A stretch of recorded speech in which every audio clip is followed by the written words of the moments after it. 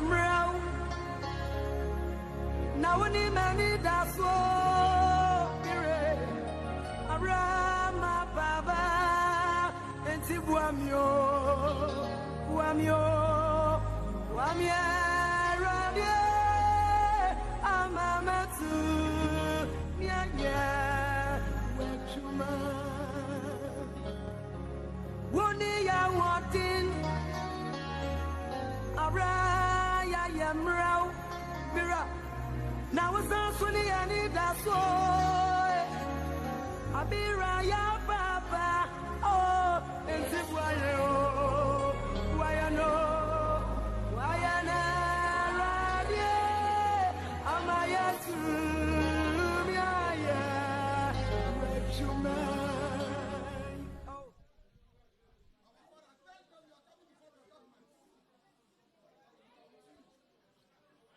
Good evening, ladies and gentlemen,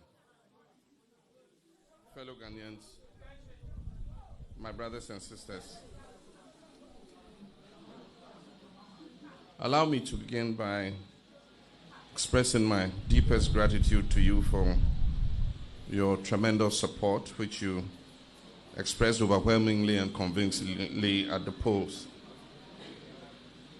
There's no doubt that Ghanaians from every region of this great nation of ours voted for change.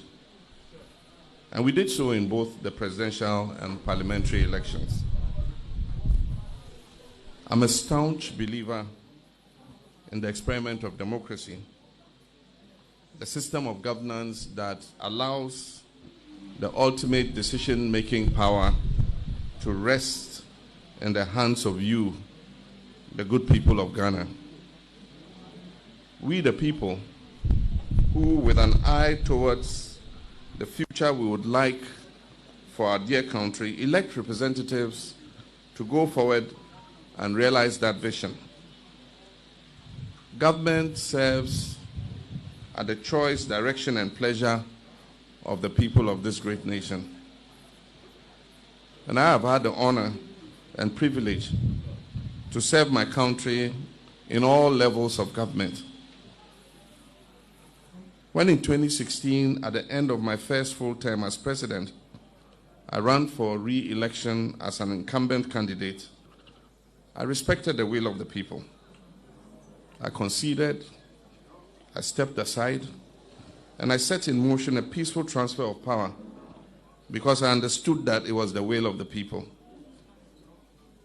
And if we are to progress as a nation, if we are to live up to the inheritance of our history, one for which people have paid the ultimate price, the sacred verdict of the people must be respected.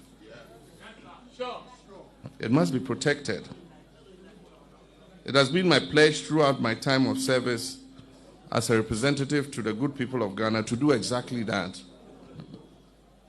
And that is why I stand before you tonight and willing to accept the fictionalized results of a flawed election.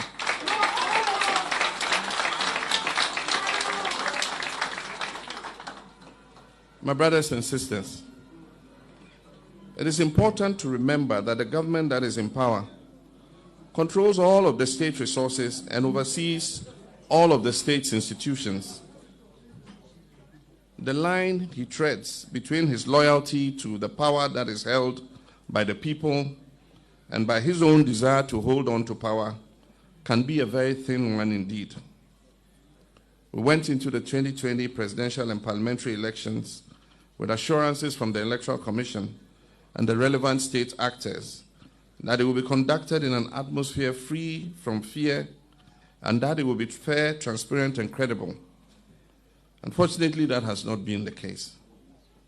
What we witnessed across the country from Monday, 7th December 2020, exposed a deliberate plan to manipulate and predetermine the results of the election in favor of the incumbent candidate, Nana Akufo-Addo, who, as so happens, controls all of the state resources and oversees the state institutions.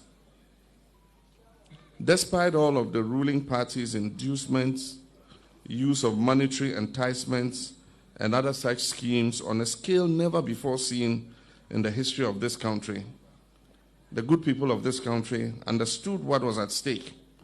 And it was clear as the results of the votes that were legally cast that the National Democratic Congress won the presidential and parliamentary elections.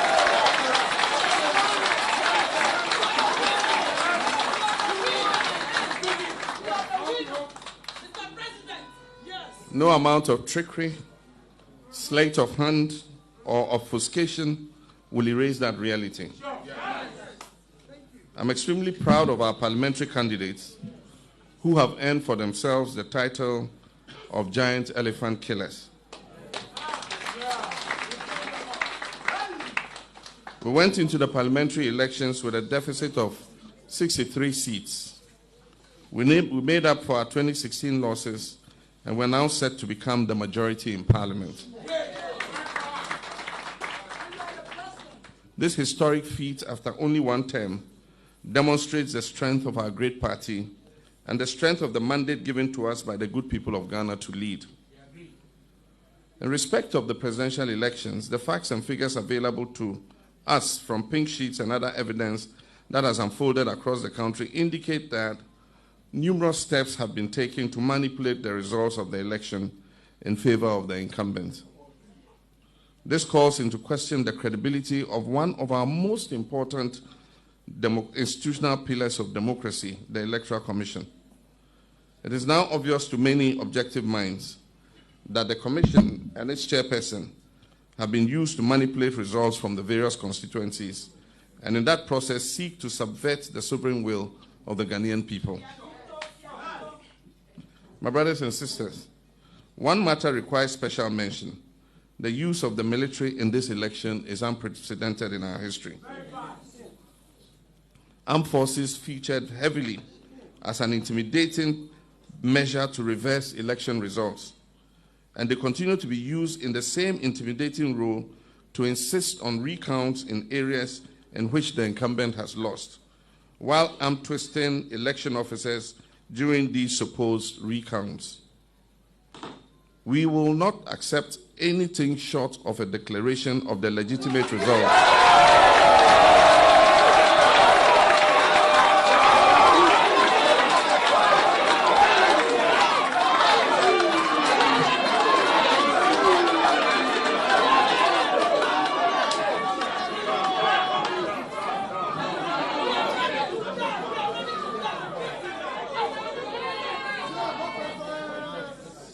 I said we will not accept anything short of a declaration of the legitimate results which point to an NDC parliamentary majority.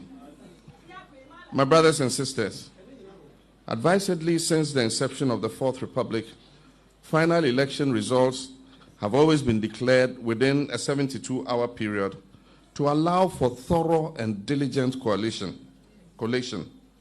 Surprisingly, this Electoral Commission chairperson announced quite suspiciously, and for reasons known to her, a hurried 24-hour deadline, which, as we all know, could not and would not be met. The chairperson of the EC, in less than 24 hours after her declaration, has admitted that she made unacceptable errors which go to the heart of the entire electoral process and cast deep doubt on the credibility of the announced outcome. The Electoral Commission of Ghana has never brought its credibility to this historic low at such a crucial moment of election results declaration.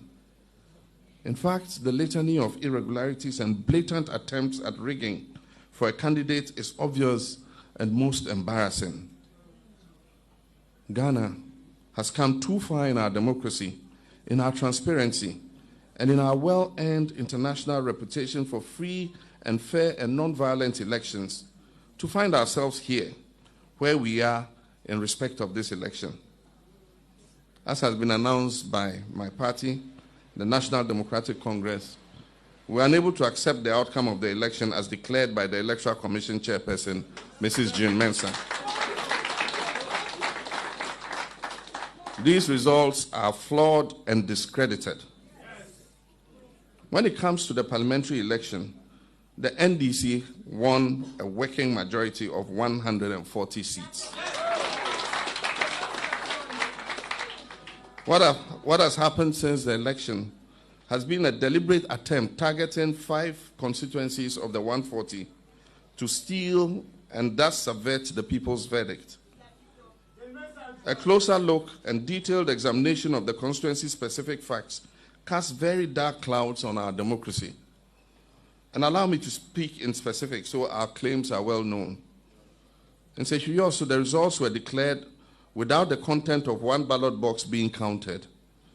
The parties had agreed that an issue of alleged overvoting should be referred to the collation center to be resolved. That ballot box mysteriously disappeared